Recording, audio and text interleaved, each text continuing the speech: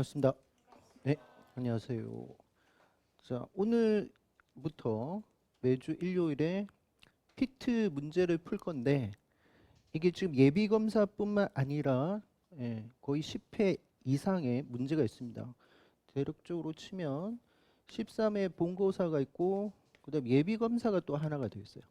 그래서 전체는 14회 정도 되고 이게 30문제 시절도 있었고 25문제로 이제 나중에 바뀌게 되는데 그럼 대략적으로 치게 된다면 뭐 30문제다라고 하더라도 300문제 넘어갑니다. 그래서 그런데 우리는 제가 다 풀지는 못할 것 같아요. 무슨 말이냐면 식물하고 생태하고 분류하고 진화는 제가 이제 이 챕터가 맨 뒤쪽으로 가다 보니까 그 시간에 안 맞춰질 것 같습니다. 그래서 얘는 좀 제외를 할 거예요. 근데 이거는 나중에 이제 수업 시간에 이제 프린트로 대체로 좀 할 거고, 그다음에 인체 생리 중에서 지금 계획 중에 소화 파트하고 배설 파트가 역시 인체 생리에서 맨 마지막으로 들어가 있거든요. 제 수업에서는.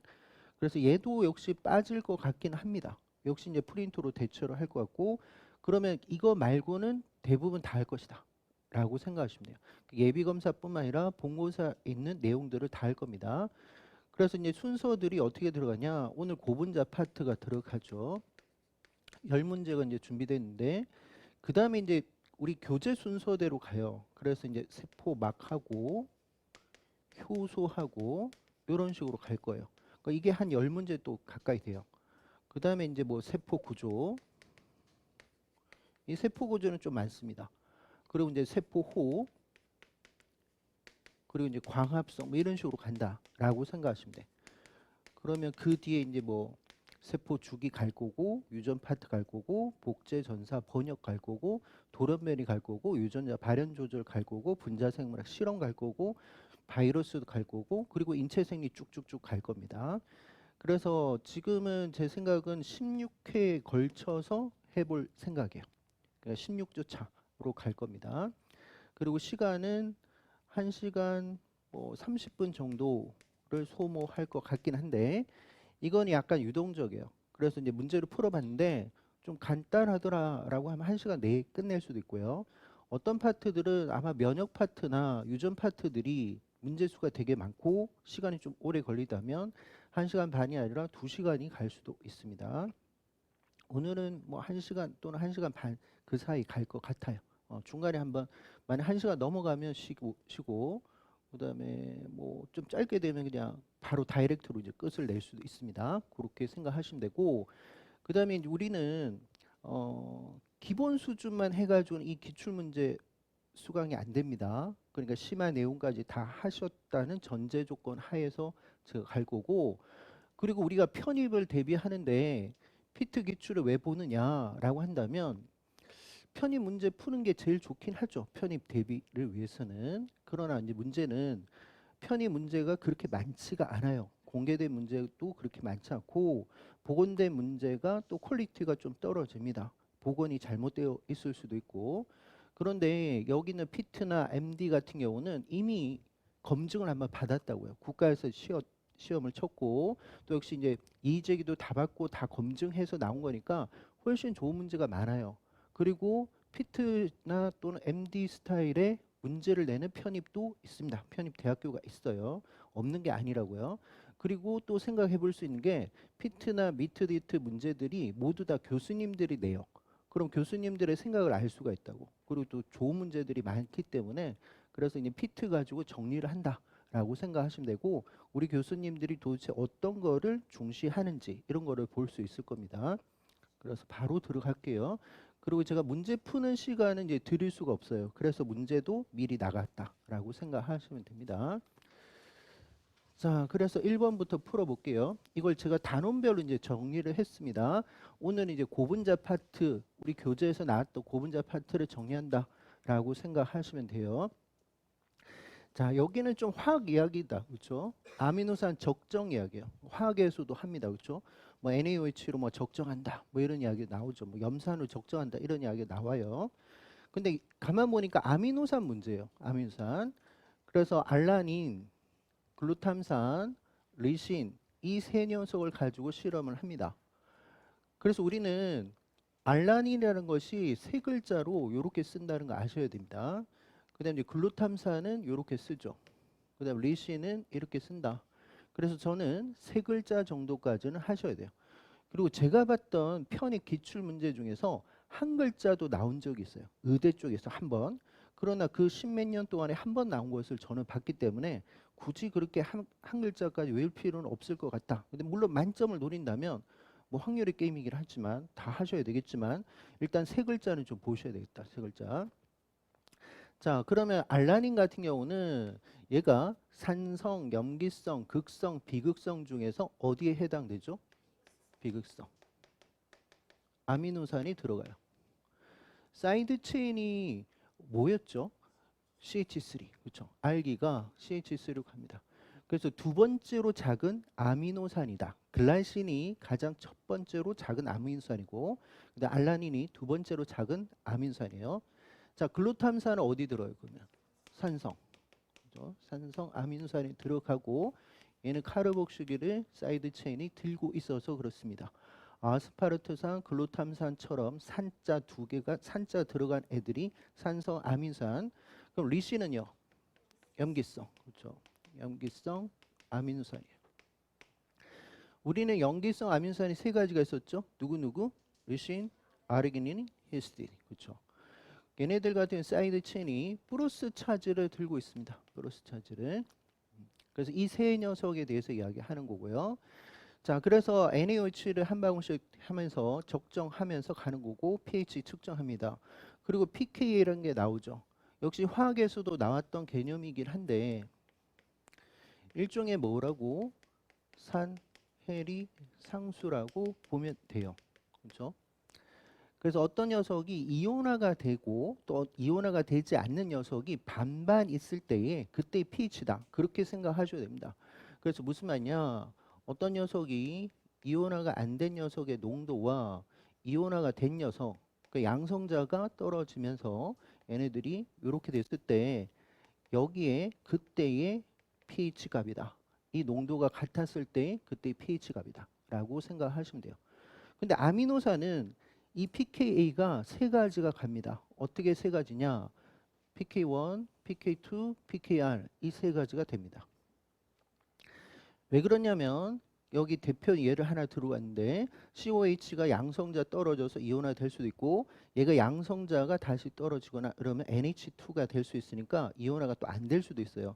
그래서 얘네들에서도 나올 수 있고 사이드 체인이 플러스나 마이너스 그다음에 제로가 될 수 있으니까 최대 세 가지가 나올 수가 있더라 라고 생각하시면 되고 우리 이거 외우는 방법도 하긴 했다 그렇죠? PK1 같은 경우는 누구에 대한 거예요?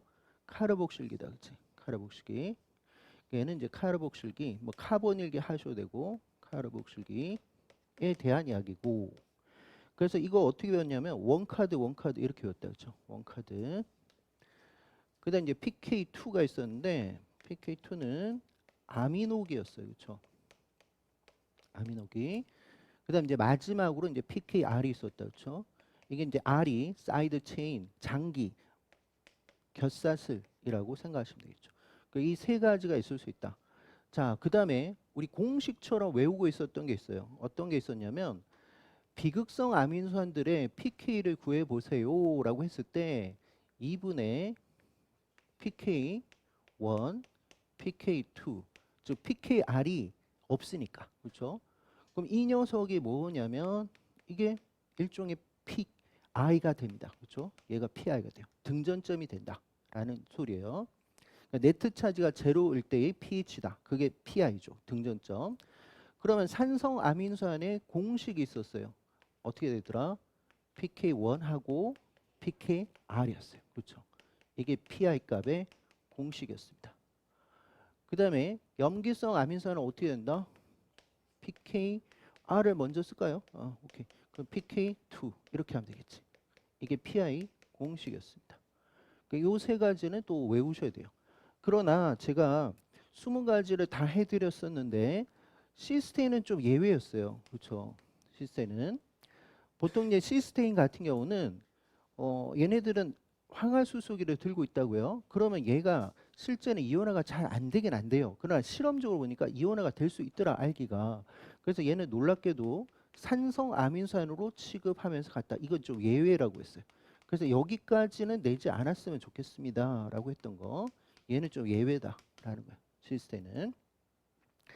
자, 그러면 어떤 걸 물어봤는지 볼게요. 얘네들은 여기 다 표현됐고요. 자, 그래서 각각의 A, B, C 하면서 PK1과 PK2, PKR을 다 소개했고 이걸 순서 없이 했다 했으니까 얘네들 중에 세 가지 중에 하나 집어 넣어야 돼요. 그런데 쉬운 거는 있다, 그렇죠? B를 딱 보니까 어때요? PKR이 없다, 그렇지? 그러면은 결과적으로 누구에 대한 이야기요? 알라닌이다, 그렇지? 알라닌. 왜냐하면 PKR이 없었으니까. 그러면은 이 알라닌 같은 경우는 PK1과 PK2의 평균값이 여기가 뭐가 된다? PI가 되겠네. 그렇죠? 얘가 PI가 될 거예요. 이 평균값이. 자, 그러면은 여기를 볼게요. 얘는 PKR도 있고 여기도 PKR도 있는데 자, 이럴 때 어떤 식으로 해결해야 되냐면 얘네들이 서로 간의 간격이 차이가 작은 거. 그거를 봐야 된다고 했습니다. 즉 무슨 말이냐? 얘하고 얘 차이, 얘하고 얘 차이를 봤는데 어떤 녀석이 얘네들의 차이가 훨씬 더 가깝다고. 그래서 얘가 뭐가 된다? PI가 된다고. 그렇죠? 그러면 얘는 계산할 수 있나요? 3.2라고 하면 되겠다. 그렇죠? 평균값 하니까 2분의 2.2에 4.2. 그래서 얘는 3.2 이렇게 계산하면 되겠죠. 그렇죠? 그러면 이제 PI가 3.2, 즉 pH 7보다 낮다는 것은 산성 아민산이다. 그렇죠? 그래서 얘가 산성 아민산이니까 글루탐산이 돼요. 그러니까 산성 아민산들은 PI 값이 산성에 가깝구나라고 생각하시면 돼요. 그럼 남은 것은 이제 리신 하나밖에 없는데 그러면 결국 가까운 것은 여기다. 그렇죠? 그래서 얘가 PI 값이 돼요. 그럼 여기는 PI 값이 pH 7을 넘어가니까 염기성 아민산인 리신이 되겠죠. 그럼 우리는 A, B, C를 다 풀었다. 그렇죠? A가 이제 글루탄산이었고 B가 알라닌이었고 C가 리신이었습니다. 자, 어떤 걸 물어봤는지 볼게요. 자, 옳은 것을 보기 위해서 이야기해 보세요라고 했는데 A 같은 경우는 글루탐산이었나요? 자, 글루탐산 아까 3.2였죠. 그렇죠? 얘는 3.2, A가 요거 3.2. 그래서 맞는 말이고 B라는 아민산은 B라는 것은 알라닌이었어요. 비극성이다. 그렇죠? 그다음 A라는 것은 글루탐산이에요. 그러면은 당연히 산성보다 비극성이 훨씬 더 소수성이 큰 거 맞죠? 따라서 니은도 답이 돼요. C란 녀석은 리신이었습니다. 그러면 여기는 답이 5번이 돼요. 되겠죠? 자, 그럼 이제 두 번째 문제 풀어보겠습니다. 자, 역시 이제 고분자 파트에서 탄수화물 파트에서 냈습니다. 어떤 걸 냈느냐 보니까 요 네 가지를 냈네요. 글리코겐, 요즘은 글리코젠으로도 많이 부르고 셀룰로스, 뭐 요즘 또 셀룰로즈, 그다음 아밀로스 또는 아밀로즈, 그다음 키틴 요 네 가지를 구분하자라는 소리예요. 그럼 얘네들은 이제 구분을 좀 하면 글라이코겐, 글라이코젠 일단은 뭐로 구성되어 있어요?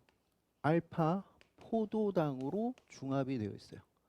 그런데 얘네들은 알파 일사 결합도 있지만 and 알파 16 결합도 군데군데 있더라. 가지를 치니까. 그다음 얘네들 같은 경우는 구조형 다당류예요. 아니, 저장형 다당류예요. 저장 다당류. 즉 이 말은 저장이란 게 에너지를 저장한다. 포도당을 저장한다. 그 에너지원이 될 수 있다라는 거죠. 근데 구조 다당류의 대표 중에 누구예요? 셀룰로즈. 그래서 세포 벽을 형성하는 거 이런 것들. 그리고 얘네들 같은 경우는 동물에서 발견이 되는 거죠. 식물에서는 나올 수가 없더라. 그다음에 여기서 동물에서 글리코겐이 저장성 다당류, 저장형 다당류인데 우리 인간의 경우는 글리코겐은 어디에서 저장할 수 있다고요? 간과 근육, 뭐 세포질에 저장이 가능하죠. 그러다가 이제 포도당이 필요하면 글리코겐을 분해하더라. 자, 그러면 두 번째가 셀룰로즈. 얘는 뭐의 중합체? 베타 포도당의 중합체. 그래서 베타 1사 결합을 하고 있더라. 그래서 일종의 지그재그 형태 선형이지만, 그러면 얘 같은 경우는 구조다. 그죠? 구조 다당류. 그래서 이렇게 지그재그가 돼 있으면 효소들이 함부로 이 셀룰로즈가 분해가 잘 안 되죠. 셀룰라제라는 효소 말고는 분해가 잘 안 돼요. 그래서 얘네들 누구? 식물. 그러면은 셀룰로즈 같은 경우는 어디에 식물의 세포벽 성분이 된다라고 생각하면 되겠죠. 주 성분이 되겠죠, 그렇죠? 그다음 이제 아밀로즈. 얘네들 같은 경우는 뭐의 중합체? 역시 알파 포도당의 중합체. 그러니까 녹말의 일종이죠, 그렇죠? 녹말의 일종인데 녹말은 두 가지 스타일이 있더라. 가지가 없는 거, 가지가 있는 거. 얘는 가지가 있어요, 없어요? 없다, 그렇죠? 그래서 얘네들은 알파 14만 있더라. 알파 16이 없습니다. 그리고 역시 에너지 저장하는 거니까 저장 다당류. 누구 거? 식물 거. 그러면 녹말 같은 녹말 중에서 아밀로즈, 아밀로펙틴은 어디서 저장을 한다? 엽록체나 뭐 색소체도 가능해요. 엽록체에 어디에 정확하게 이야기하면 스트로마, 스트로마에 저장을 합니다. 또 엽록체 말고도 백색체 중에서 녹말체라는 거 기억나세요? 녹말체 또는 녹말체, 백색체 중에서 이런 애들이 가능합니다. 그죠? 녹말체와 엽록체는 좀 다른 이야기예요. 그죠? 그다음 마지막 키틴. 키틴은 포도당의 중합체 아니다. 그렇죠? 포도당의 변형이다. 그렇죠? 걔 이름 뭐예요? NH, N아세틸 글루코자민, N아세틸 글루코자민. 그러니까 글루코즈에다가 질소를 매개해서 아세틸기가 붙은 거. 그래서 N아세틸 글루코자민. 얘네들 같은 경우는 알파형이에요, 베타형이에요. 베타 1사 형태로 되어 있더라. 그럼 얘네들은 저장이에요, 구조예요? 구조. 그러니까 베타형은 다 구조다. 구조 유지를 위해서. 그래서 보통 세포벽 성분으로도 많이 쓰입니다. 그러면 만약 세포벽으로 들어간다면 키틴은 누구의 세포벽이 돼요? 균류. 균류. 곰팡이, 버섯, 효모 같은 균류의 세포벽 성분이 될 수가 있더라. 그런데 어떤 동물은 키틴이라는 녀석을 외골격으로 쓰는 것도 있죠. 어떤 애들? 절지동물. 그러니까 가재나 개, 곤충 같은 애들. 절지동물에서는 동물은 세포벽은 없지만 외골격이 있다. 그래서 외골격의 성분으로도 들어간다.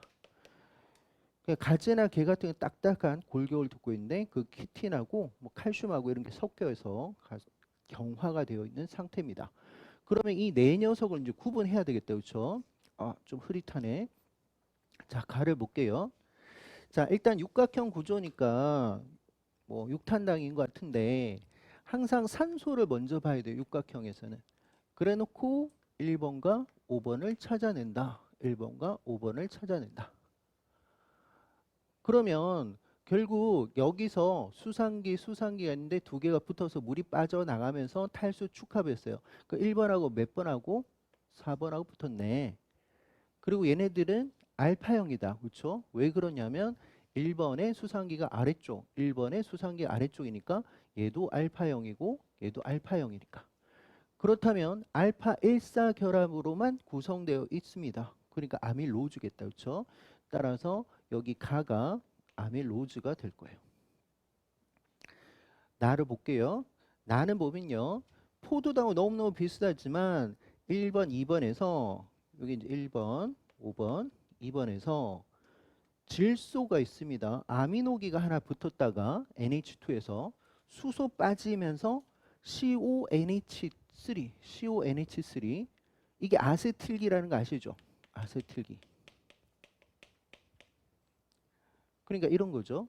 NH에다가 CO, CH3가 붙었다는 거예요. 그렇죠? 이렇게 돼 있다.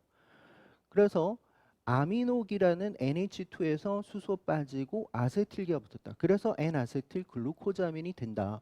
그렇다면 얘가 키틴이다. 그렇죠? 그리고 얘네들은 이런 식으로 하이드록시가 위쪽에 있으니까 베타, 역시 하이드록시 위쪽에 있으니까 베타, 얘도 역시 베타, 베타. 그러니 이 나라는 녀석이 키틴이 될 수밖에 없어요. 그다음 이제 다로 가볼게요. 자, 역시 육각형인데 요 항상 산소 먼저 보고 1번하고 5번을 찾으시면 되고 1번하고 5번을 찾았어요. 그리고 여기가 또 역시 위쪽에 수상계 있었겠죠? 위쪽에 수상계죠? 그럼 얘는 무슨 형? 베타, 베타. 그러니까 베타 1사도 그렇죠? 그럼 따라서 이제 셀룰로즈, 그렇죠? 그래서 다가 셀룰로즈. 그 나머지가 이제 글리코겐 같은데, 자 한번 볼게요. 글리코겐은 알파 16까지도 있어야 되겠다, 그렇죠? 그래서 알파 16이 있는지 한번 보겠습니다. 자, 여기가 산소를 기준해서 1번과 5번이에요. 그럼 1번하고 여기도 역시 산소를 기준해서 1번, 5번인데 얘가 6번이죠. 따라서 알파 16이 보입니다. 그러니 알파 14를 가지고 있는 아밀로즈 형태에다가 알파 16이 더 들어있죠. 따라서 얘는 라가 돼요. 글리코겐이 되겠죠. 그럼 이제 얘네들은 다 찾았습니다. 옳은 거 갑니다. 가나 나라 모두에서 단위체 반복되는 녀석은 모두 포도당이다. 모두가 틀렸다 했지. 왜 그러냐면 키틴은 NAG니까. 키틴 NAG니까. 그래서 모두가 틀렸어요. 왜냐하면 나 같은 경우는 NAG로 구성되어 있으니까. 자, 2번요. 가라는 녀석이 아밀로즈인데 절지동물 외골격? 그거 아니죠. 나죠, 나. 그렇죠? 나로 가야지. 그래서 절지동물의 외골격은 납니다. 자, 나는 키틴이었는데 식물세포병 그건 다로 가야죠. 그렇죠? 다. 그래서 얘도 역시 틀렸습니다. 자, 다는 셀룰로즈인데 요오드 반응으로 검출된다. 자, 요오드 반응으로 검출된다는 게 요오드 칼륨 반응을 말하죠. 그렇죠? 정확하게는 요오드 칼륨 반응이 훨씬 더 좋은 편이에요. 근데 수능에서는 그냥 요오드 반응을 하기도 합니다. 어쨌든 이 녀석은 어떤 녀석을 알파형의 그렇죠. 다당류만 색깔 변화가 있어요. 반응을 하게 돼요. 알파형에 얘네들이 알파형들 같은 경우는 지그재그예요? 아니면 나선형이에요? 나선형이랬어. 나선형. 그런데 이 요오드가 이온화되면서 어디에 이런 데 쏙 들어간다고. 그렇죠? 그러면서 색깔 반응이 나온다. 그러니까 지그재그 형태인 셀룰로즈는 안 된다는 소리예요. 그러면 여기서 알파형은 누구냐? 얘다. 그렇죠? 얘가 알파형의 다당류예요. 그 다음에 아밀로즈도 되겠다. 그렇죠? 아밀로즈도 알파형의 다당류예요. 그러니까 만약 여기 요드 반응으로 검출될 수 있는 것은 가고 랍니다. 라고 해줘야 되고 셀룰로즈는 안 됩니다. 그죠? 셀룰로즈는 반응이 안 돼요. 들어갈 수가 없으니까. 베타형의 다당류라든지 얘네들은 안 됩니다. 라는 거예요. 그래서 다는 요드 반응으로 검출될 수가 없습니다. 그러면은 요드 반응을 그대로 놔두고 글리코겐하고 아밀로즈 가하고 라로 바꾸든지 가 또는 라는 이런 식으로 바꾸든지. 그럼 답은 5번인 것 같은데 골격근은 라를 글리코겐은 그죠? 주로 이제 근육 중에서도 골격근에 저장을 하게 되죠. 그래서 골격근은 이 글리코겐은 에너지로 저장합니다. 따라서 답은 5번이 돼요. 자, 이제 3번 갈게요. 자, 탄수화물 검정을 위한 실험이라고 했고요. 일단은 녹말이 하나 들어가네요. 녹말.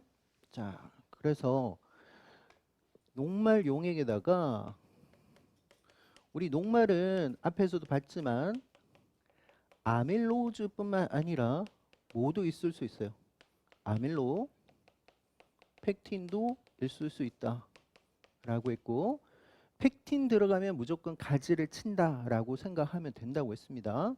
얘는 앞에서도 이야기했지만 알파 14만 있고 얘는 알파 14에 플러스 알파 16이 들어가더라 라고 했어요. 그렇죠? 이 두 가지를 모두 다 녹말이다 또는 전분이다 스타치다 라고도 이야기를 하죠. 자, 그래서 녹말 용액을 넣습니다. 그런데 1번 시험관에는 아밀라제 용액을 넣고 2번은 셀룰라제 넣고 3번은 증류수를 넣었대요.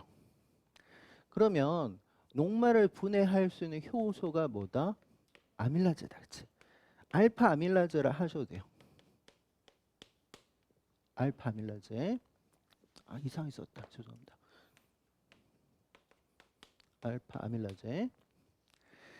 자, 그러면은 알파 아밀라제는 자, 질문 드릴게요. 알파 아밀라제는 녹말만 분해하는 거예요? 아니면 글리코겐도 분해할 수 있다고 했어요. 글리코겐도 분해할 수 있더라. 그래서 얘네들 같은 경우는 알파형의 다당류를 분해합니다. 글리코겐도 나와도 이 분해가 가능해요. 그러면은 얘네들이 쭉쭉 작용하면 최대 어디까지? 이당류인 메가당 또는 말토즈라고도 하죠.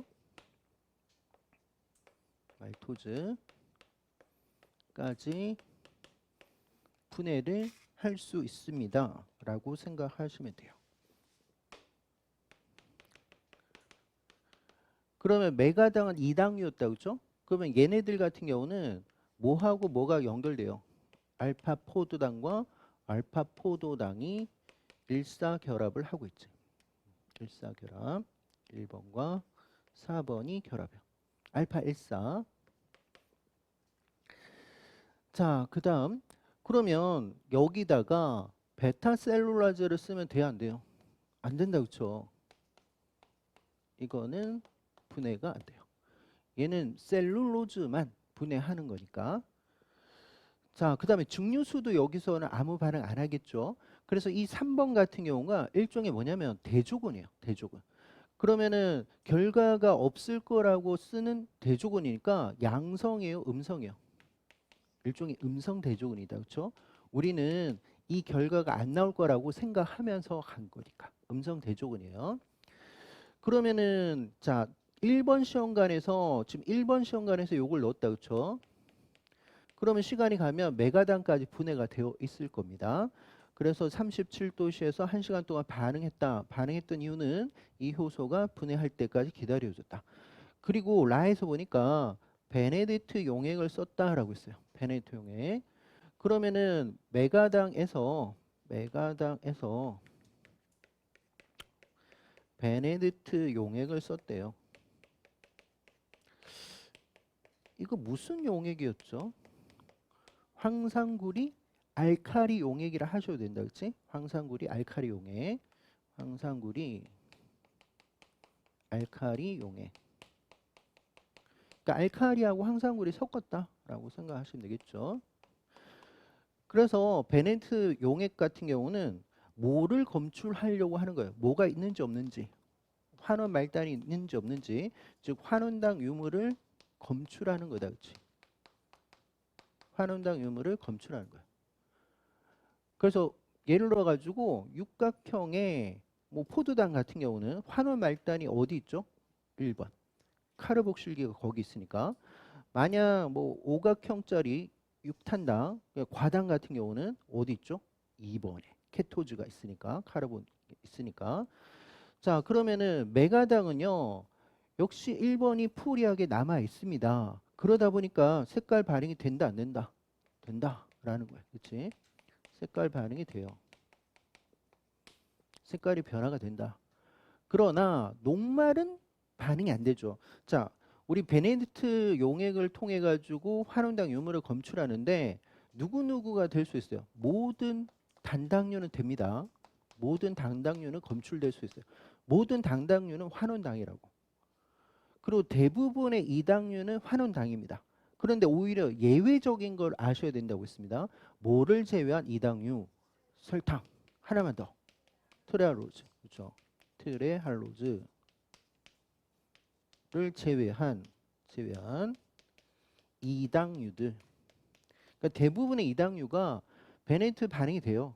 근데 설탕과 트레할로즈란 이 이당류들은 환원 말단이 사라지게 됩니다. 그러면 다당류는 돼야 안 돼요. 다당류 안 된다고 했습니다. 환원 말단이 없는 건 아니에요. 환원 말단에 한계가 있지만 색깔 반응이 나오지 않는다라고 생각하시면 돼요. 그러면 이 녹말 같은 게 다당류니까 순수한 녹말 가지고는 베네디트 반응이 돼야 안 돼요. 안 된다라고 생각하면 돼. 그렇죠? 자, 그래서 그다음에 여기 보시면 이 온도를 이렇게 올려놨다, 그렇죠? 온도를 올려놨던 이유는 뭐예요? 네, 가열을 통해 가지고 여기를 훨씬 더 반응을 촉진하려고 했는데 베네딕트 용액 자체가 황산구리 알칼리 용액인데 이거 촉매제는 맞아요. 그러나 이게 효소는 아니지. 유기촉매가 아니라고요. 무기촉매라고 일종의. 얘네들은 무기촉매라고. 무기촉매제. 효소가 아니에요. 그러니까 3차 구조를 형성하지는 않는다고. 그래서 오히려 가열을 하게 되면 운동력이 빨라지니까 훨씬 더 반응이 좋아진다는 거야. 만약 효소 같은 경우에서 95도로 하게 되면 그냥 변성이지. 그럼 안 된단 말이에요. 그래서 착각하지 않으셔야 되는 게 다해서 37도에서 한 것은 이 효소의 반응을 하기 위해서 한 거고, 그다음에 여기서 베네이트하고 이 95도를 하는 것은 이 녀석 무기촉매제가 온도가 높으면 높을수록 반응이 더 좋으니까 그걸 하는 거예요. 물론 95도로 하게 되면 그 이전의 효소들은 다 변성돼서 활성이 없어집니다. 그래서 색깔의 변화를 관찰했는데, 자, 우리 베네딕트 반응을 했을 때 이게 포지티브, 네거티브 색깔까지 다 외우고 있나요? 자, 여기 보시면 이 음성 대종을 줬던 게 교재마다 색깔이 양상이 좀 틀려요. 그래서 우리는 음성 대종을 통해서 그 색깔을 통해서 이 색깔은 반응이 없었구나라는 걸 보여주겠죠. 그래서 우리는 3번을 먼저 봐야 돼요. 3번이 뭐라고 돼 있냐? 청록색이라 돼 있네. 그럼 이 말은 반응이 없었다는 소리예요. 반응이 없다는 의미예요. 음성 대종은. 그러면은 1번 같은 경우가 녹말을 하고 알파 아밀라제 그러면 색깔 반응이 나온 거죠. 그러니까 황적색이 반응을 했습니다라는 의미죠. 그렇죠? 라는 의미예요. 교재에 따라서 청록색을 뭐 청남색, 뭐 청람색 뭐 이렇게도 한단 말이에요. 뭐 황적색, 뭐 젓갈색 뭐 이렇게도 표현하는 교재도 있고요. 근데 피트에서는 이런 난립을 하다 보니까 음성 대종을 주고 들어갔단 말이에요. 그 2번은 그냥 녹말 그대로일 거니까 반응을 안 하겠지. 그럼 반응 안 한다는 것은 청록색이 됐지. 반응 안 했으니까. 결국 왜냐하면 얘는 녹말 그대로 있을 거니까 반응을 안 했을 거니까 그대로예요. 그 기억은 이제 청록색이었습니다. 자, 그러면 여기서 옳은 거 볼게요. 자, 기억은 황적색이다라고 했는데 청록색이었어요. 청록색. 그래서 청록색입니다.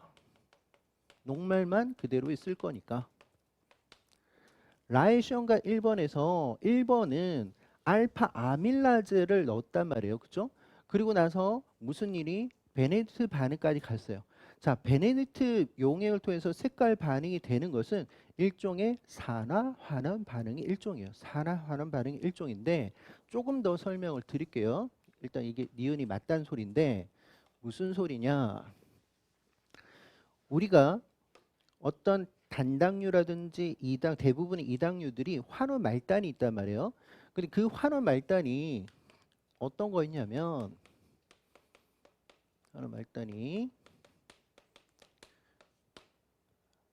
알데하이드라든지 알데히드 케톤기처럼 카르보닐기 또는 카보닐기를 말하는 거죠. 그렇죠? 그러니까 예를 들어서 알도즈 계통들은 알데하이드기, 케토즈 계통은 케톤기를 들고 있잖아요. 그렇죠? 그런데 이 상태에서 어떤 게 들어가서 황산구리가 들어가서 그러니까 플러스가 들어가서 산화하는 반응을 통해서 구리가 어떻게 일가의 플러스로 환원이 된다고. 그렇죠? 그러면 지금 이 구리 입장에서는 이렇게 갔다는 것은 산화수가 감소됐죠. 리덕션이죠. 환원. 그렇죠? 환원. 그러니까 환원 말단은 다른 애들 환원시킬 수 있다. 그런 능력을 가졌다는 거예요. 그리고 또한 베네디트 용액 자체가 일종의 뭐라고 생각하면 돼요. 환원 말단을 산화시켰으니까 뭐라고도 할 수 있다? 산화제라고도 할 수 있겠네 라는 거지. 그래서 얘는 일종의 또 산화제예요. 산화제. 됐죠? 그러면 산화제라는 것은 다른 물질을 어떻게 산화시키고, 그렇죠? 얘가 산화시켜. 그러면 이 환원 말단은 어떤 식으로 바뀌게 된다? COOH라는 카르복실기로 바뀌게 되더라. 카르복실기로. 그러니까 카본일기에서 카르복실로 가는 것은 산화 반응이죠. 그러니까 항상 환원만 일어나는 게 아니고 또 산화만 일어나는 게 아니라 짝반으로 산화, 환원 반응이 일어납니다. 그러면서 이 카르복실가 되면서 얘가 이제 침전이 되면서 색깔이 딱 나오더라. 뭐 그런 이야기예요. 그러니까 요 산화하는 반응이 일어나는 거 맞죠? 베네디트 반응이 일어나면 산화하는 반응이 일어난다. 자, 1번에서 아까 녹말에다 알파 아밀라제 썼던 거예요. 그런데 녹말 대신에 설탕을 썼어요.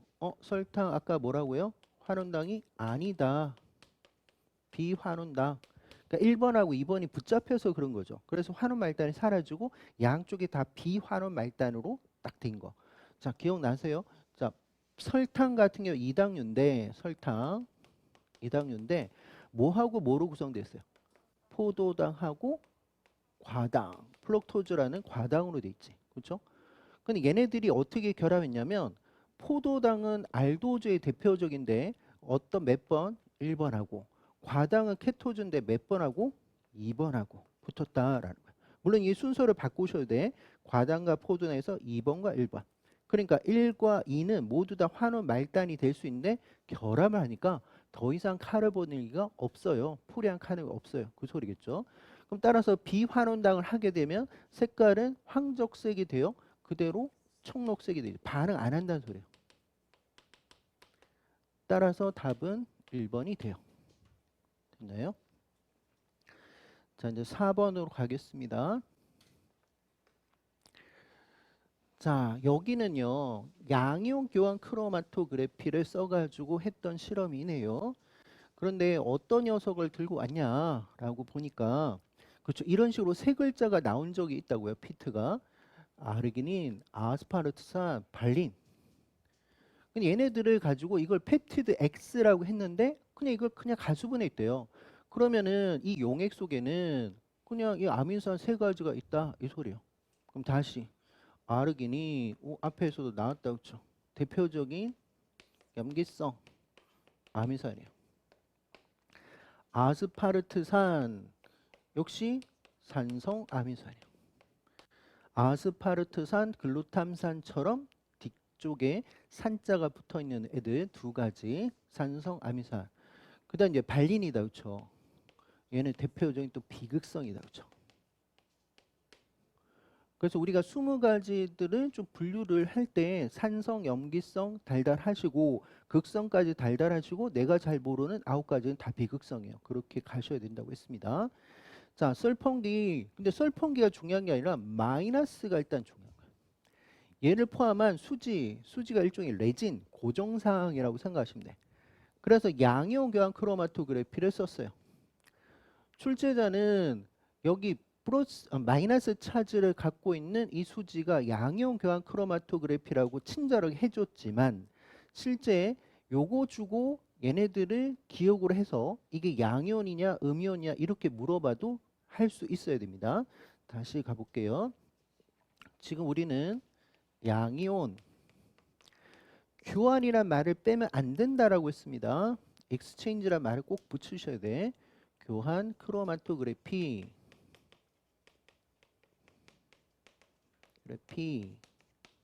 한다는 소리는 얘네들의 고정상, 즉 레진 또는 수지 고정상. 그러니까 얘는 모바일 페이지가 아니라 이동상이 아니라 딱 컬럼 속에 딱 있는 가만히 있는 그 녀석이죠. 뭐 수지라고 표현을 하실 수도 있고 레진이라고 하실 수도 있어요. 그런 것들. 근데 여기는 어떤 차지를 갖고 있는 애들? 자기 자체는 마이너스를 가지고 있다. 자기 자체는. 그러니까 막 카르복실기라든지 황산기라든지 이런 걸 들고 있다라는 소리야. 그러면 질문 드릴게요. 얘는 이거 수지인데 무슨 수지라 할 수 있냐? 교환이란 말을 제가 뺄게요. 교환의 말을 빼면 음이온 수지라고 해야 돼. 음이온 수지. 교환의 말을 빼면. 근데 만약 제가 교환이란 말을 쓰게 되면 뭐라고 해야 된다? 양이온 교환 수지. 그치? 양이온 교환 수지. 이게 서로 같은 말이에요. 같은 말. 근데 쌤, 음이온 수지라는 걸 알겠는데 양이온 교환 수지라고 왜 했나요? 라고 한다면 자, 어떤 애가 붙을 수 있어요? 플러스 양이온이 붙을 수 있다고. 그렇죠? 이동상에다가 시료를 양이온을 넣게 되면 붙을 수가 있어요. 근데 이 녀석을 어떻게 떨어뜨리기 위해서 양이온하고 경쟁하는 녀석 보통은 어떤 거 넣냐면 나트륨 같은 거. 이런 것들을 나중에 넣어서 어떤 이렇게 요 플러스를 떨어뜨린다고. 그러니까 일종의 뭐가 돼요? 익스체인지 했어요. 나트륨과 양이온을. 그래서 양이온 교환 수지라고도 하는 거죠. 그러면 양이온 교환 크로마토그래피는 뭐를 분리하는 게 목적일까? 플러스. 그렇지. 플러스를 분리하는 게 목적인 거예요. 얘네들의 목적은 A의 목적은 플러스를 분리하는 게 목적이에요. 그러면 처음에 마이너스나 비극성들은 그냥 우르르 떨어지겠네. 그렇죠? 마이너스 반발해서 우르르 떨어지고 플러스는 여전히 있다가 나중에 NaCl 같은 걸 농도를 높이면 내가 원하는 플러스를 얻을 수 있겠다라고 생각하시면 됩니다. 그러면은 아르기닌이 플러스 차지를 들고 있을 거고 산성 아민산은 사이드 체인이 마이너스. 그럼 얘는 네트 차지 뭐 제로라고 생각할 수 있겠죠. 보통 pH 7.4일 때. 자, 그랬을 때 여기 한번 볼게요. 이거 좀 은근히 어렵습니다. 가나 다가 있는데 이거 분명히 저 세 가지 중에 하나일 거 아니에요. 그러면 우리가 생각할 때 가장 나중에 떨어지는 게 뭘까? 요 녀석이란 말이야. 그럼 얘는 우리는 양이온이 목적이라 했으니까 요게 될 가능성이 있겠다 했지. 그래서 시험장에 갔을 때는 얘가 아르기닌이고 그다음 가장 반발이 센 아스파르트산이 먼저 떨어질 거야. 그리고 발린이 중간일 거야 라고 생각을 할 수는 있어요. 이 문제 뭐 여기 이 용출 용액을 안 보더라도 하실 수는 있습니다. 그런데 이게 좀 세밀하게 좀 보셔야 될 것 같아요. 어떤 걸 보냐면 각각의 A라는 구간, B라는 구간, C라는 구간에서 일루션 하는 그 용출 용액의 농도와 pH가 다 달라요. pH가. 저는 이 문제 가지고 여러 가지 막 다시 응용돼서 낼 수도 있을 것 같은데 무슨 소리냐면 예를 들어서 출제자가 용출용액 주는데 이거를 블랭크로 들어올 수도 있어.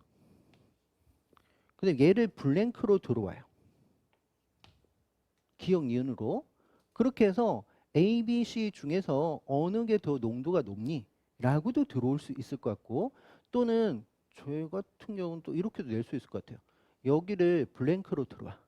여기를 블랭크로 들어오고 그 다음에 A와 C 중에서 누가 더 pH가 높니? 낮니? 이렇게도 들어올 수 있을 것 같습니다. 그러면 얘가 의미가 좀 있다는 소리 같아요. 그렇죠? 자, 무슨 소리냐면 이거예요. 여기서 용출 용액을 A 용액을 넣다가 B 용액 두고 C 용액을 갔어요. 그러면 처음에 얘부터 좀 설명할게요. 지금 A에서 B, C로 갈 때마다 농도를 어떻게 했다고요? 올렸다는 말이야. 그렇죠?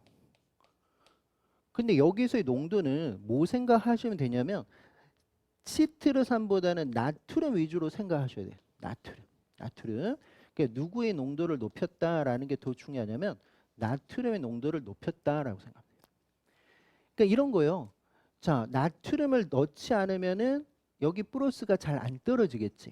그러니까 점점 어떻게 나트륨 농도를 높여야지만 내가 원하는 양이온이 떨어진다. 라고 생각하면 되겠죠. 그러면 여기가 어렵진 않다고. 얘가 0.이고 0.4라는 거. 이거 되겠죠. 그 다음에 이제는 pH로 좀 갈 거예요.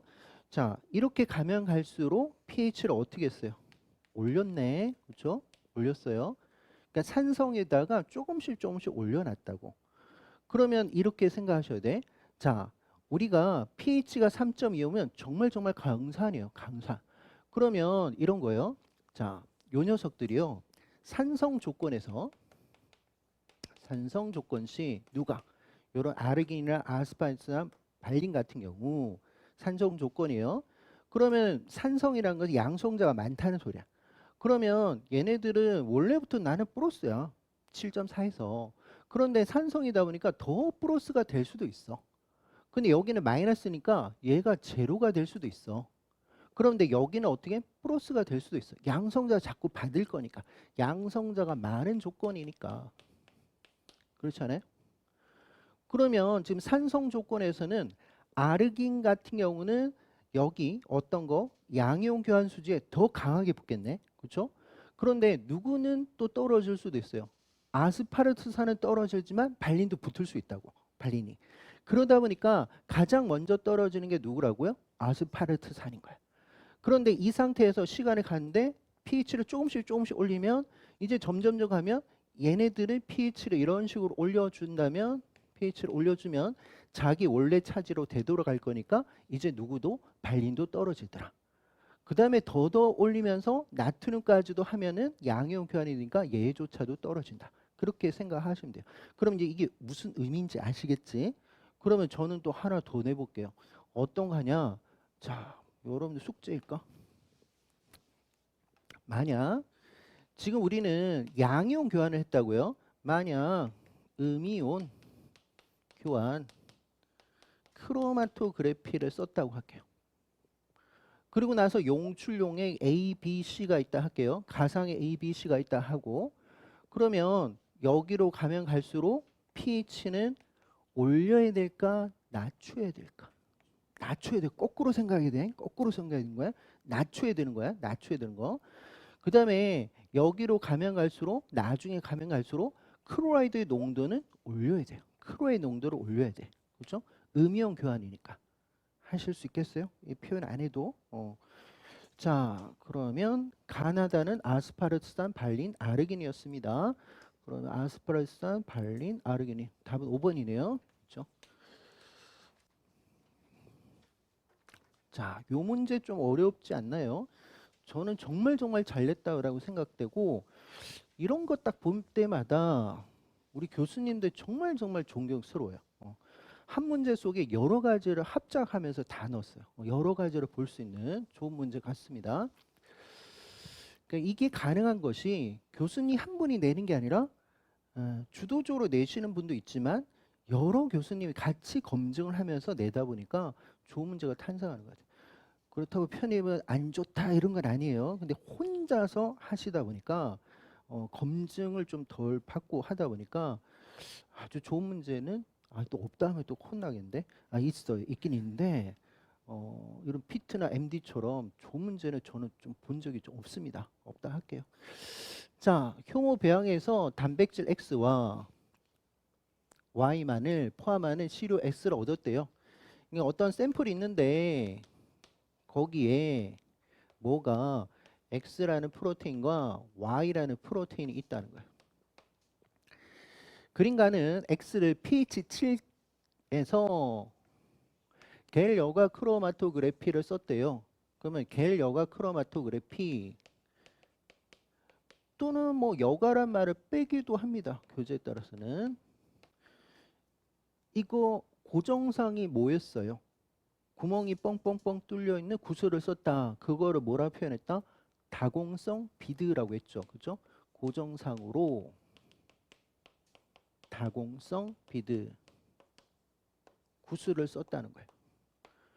근데 이 포화 사이즈 구멍의 크기가 다양할 수 있어요. 시료를 파는 회사에 따라서. 그러면 실험자는 거기에 맞춰가지고 포화 사이즈를 보고 이제 실험을 하게 돼요. 어쨌든 원리는 뭐였다? 분자량이 크면 이 구멍에 들어간다, 못 들어간다? 못 들어간다. 그래서 빨리 가고 분자량이 작은 애들은 이 구멍에 들어가서 왔다 갔다. 그거를 무슨 효과? 들르기 효과. 들어갔다 나갔다 하는 효과가 있다. 그래서 얘네들은 목적이 뭐냐면 분자량별로 분리하는 게 목적이었어요. 그런데 가장 먼저 분리되는 것이 뭐라고요? 분자량이 큰 거. 그렇지? 큰 거. 얘가 분자량이 작은 거. 전개 시간을 봤을 때 그러면은 그 데이터가 여기 나온 것 같은데 자 280에서 흑강도를 쟀습니다. 흑강도는 280 나노미터에서 자 280에서 측정한 이유는 뭐예요? 아미노산 같은 경우 또 프로테인에서는 어떤 아미노산들이 방향족 아미노산들이 어디서 자외선 중에서도 280 나노미터에서 흑강도가 높으니까 그래서 아미노산을 측정할 때도 써먹고요. 프로테인이 있는지 없는지 정량 분석할 때도 써먹을 수 있다라고 했어요. 그런데 조금 더 들어가 볼까요? 방향족에서 방향족 원래 몇 개의 아미노산으로 구성되어 있죠? 3개. 페닐알라닌 또 트립토판, 티로신. 그런데 페닐알라닌은 280에서 흑강도가 좀 낮습니다. 실제는. 그래서 페닐알라닌을 제외한 티로신이라든지 트립토판 이런 애들이 280에서 되게 흑강도가 높아요. 그러니까 페닐알라닌은 좀 낮아. 실제. 그 페닐알라닌 방향족이 아니란 소리는 아니에요. 자, 그러면은 자, 550은 나중에 보자고요. 그래서 여기 실선을 제가 노란색으로 다시 바꿔서 가면 이렇게 두 개의 피크가 나옵니다. 그러면은 이 녀석은 분자량이 오른쪽에 비해서 되게 크고 얘는 작을 겁니다. 그렇죠? 그러면 일단 이 분자량을 어떻게 구해야 되냐면 표준 단백질이 또 하나 있어요. 표준 단백질. 스탠다드 프로테인. 자, 우리가 말하는 표준 단백질이란 게 뭐냐면 누군가에 대한 표준이 된다? 스탠다드 된다? 그 표준은 내가 다 뭔가를 다 알고 있어야 돼. 그러니까 무슨 말이냐면 우리 앞으로 이제 표준 단백질이 나오면 걔네들의 어떤 특성이라든지 어떤 분자량이라든지 이거 다 알고 있는 거야 라고 생각하시면 돼. 그래서 여기서는 뭐라고 생각하시면 되냐면 킬로달톤은 어떻게 알고 있는 녀석이다 라고 생각하시면 돼요. 알고 있는 녀석. 알고 있는 녀석이다. 됐죠? 그러니까 가상의 66kDalton과 45kDalton의 프로테인도 이 실험을 해봤어요 라는 소리야. 그래서 표시를 해줬습니다. 66kDalton은 여기서 검출되고요. 45는 여기서 검출돼요 라는 소리야. 그러면 이쪽에서 검출되면 66이고요. 이쪽에서 검출되면 45인 거야. 그러면 여기 있는 오른쪽에 있는 애는 45보다 어떻단 말이야? 더 작다는 소리고 여기 있는 녀석은 66보다 훨씬 더 큽니다 라는 의미겠죠. 누가 X인지 Y인지는 아직 모르겠어요. 자, 그리고 나서 나는요 S라는 게 시료 X예요. SDS가 포함된 게 이거 실제 분자생물학 파트에서 해야 됩니다. 그러니까 실제 우리는 세포 주기만 한 상태에서는 SDS 페이지를 잘 몰라요. 그러나 제가 간단하게는 제가 설명드린 것 같아요. 그래서 여기서 잠시 다시 하면 분생 파트에서 분자생물학 실험 파트에 더 자세하겠지만 SDS 페이지라는 게 있어요. 지금은 이렇게 합시다. 왜냐면 우리가 분자생물학 실험 파트까지 간 적이 없으니까 얘는 또요 분자량별로 분리해요. 쌤 그러면 겔 여가 크로마토그래피하고 같네요. 그렇네. 그렇게 생각한다면 같을 수 있네. 그런데 아까 겔 여가 크로마토그래피는 변성을 시킨 시료를 쓰는 게 아니에요. 근데 여기는 어떻게 하냐면 어떤 단백질에다가 반드시 SDS를 첨가해요. 그리고 끓이기도 합니다. 보일링도 해요.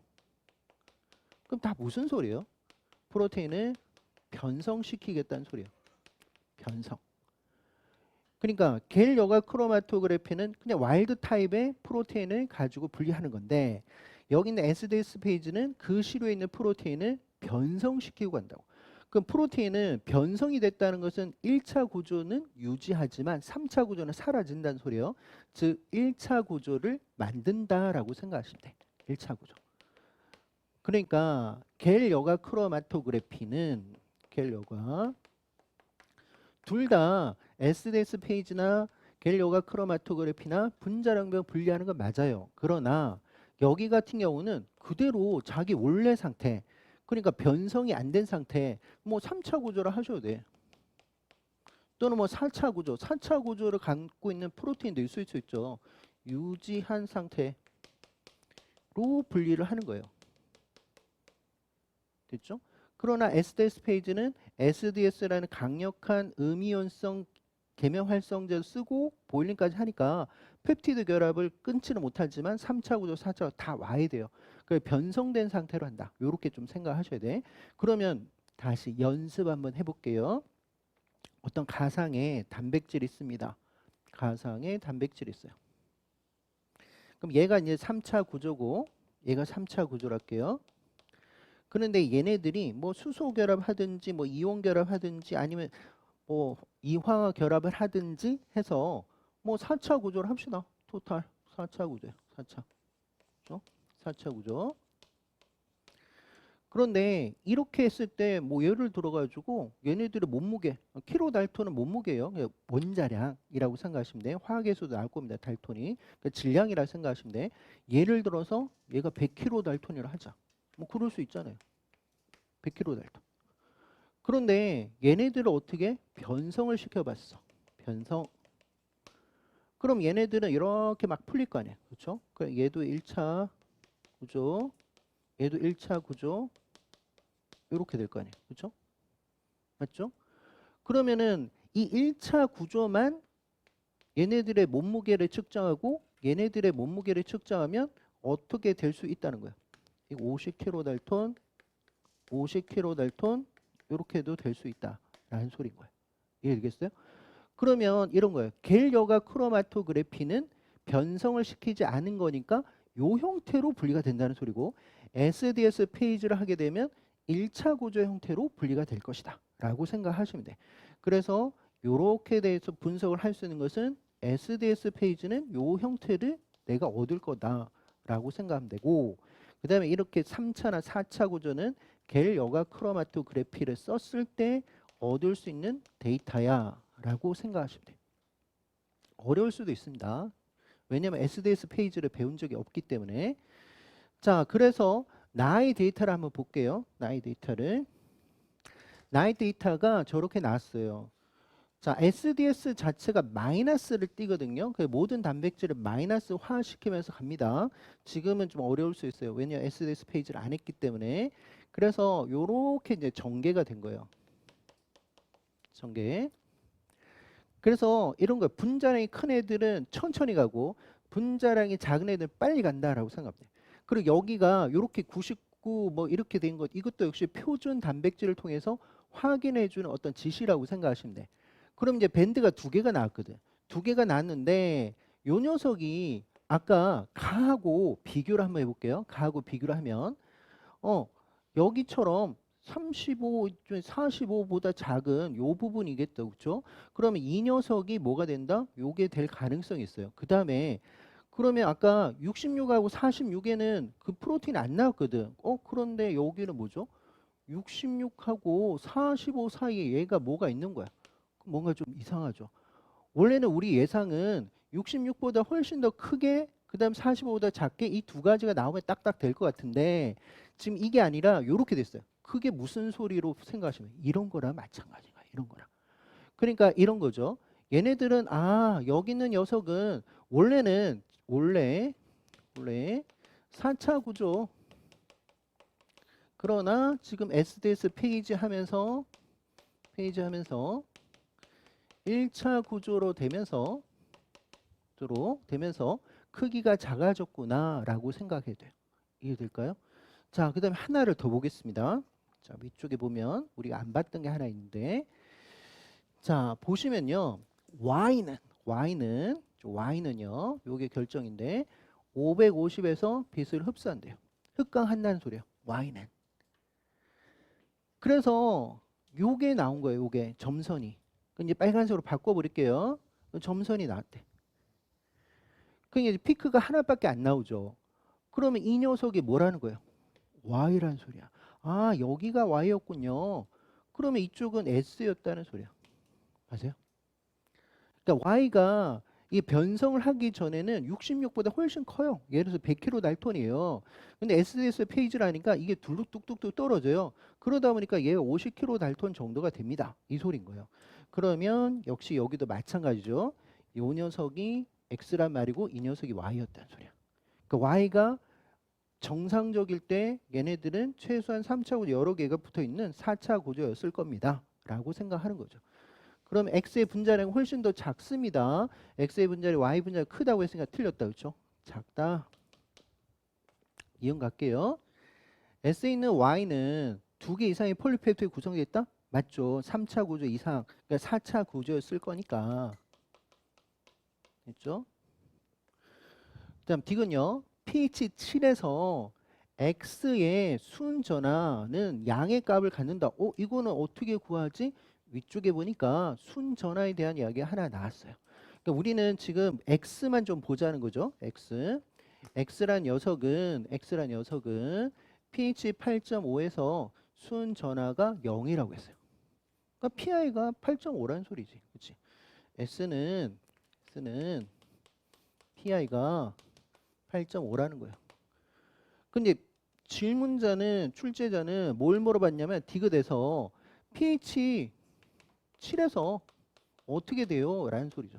7에서. 자, 이렇게 생각하셔야 된다 했어요. 내가 PI가 8.5다. 난 8.5일 때 네트 차지 제로야. 근데 나보다 pH가 더 낮아졌어. 그럼 양성자 맞네? 그럼 플러스를 받을 수 있어. 그러면 얘가 어떻게 돼? 플러스를 가져. 라는 거지. 그러니 이것도 맞다는 소리예요. 따라서 답은 5번이 됩니다. 그렇죠? 그럼 좀 쉬었다가 합시다. 한 10분 정도 쉬겠습니다. 자, 그러면 6번부터 이제 풀어보겠습니다. 이제부터는 약간 이제 앞에서 나온 게 계속 또 반복이에요. 이 파트가 다 고분자 파트이다 보니까. 자, 아르기닌 오늘 계속 나온다 그렇죠? 염기성 아민산, 아스파르트산 산성 아민산, 루신 비극성 아민산, 세린은요 극성 아민산. 특히 세린 같은 경우는 트레오닌, 세린, 티로신 같은 애들이 공통적으로 사이드 체인에 뭘 들고 있더라? 수상기, OH기를 들고 있다라는 것도 좀 보셔야 되고, 그래서 나중에 신호 전달 파트 가면 이 사이드 체인의 수상기에다가 뭐가 붙을 수 있다?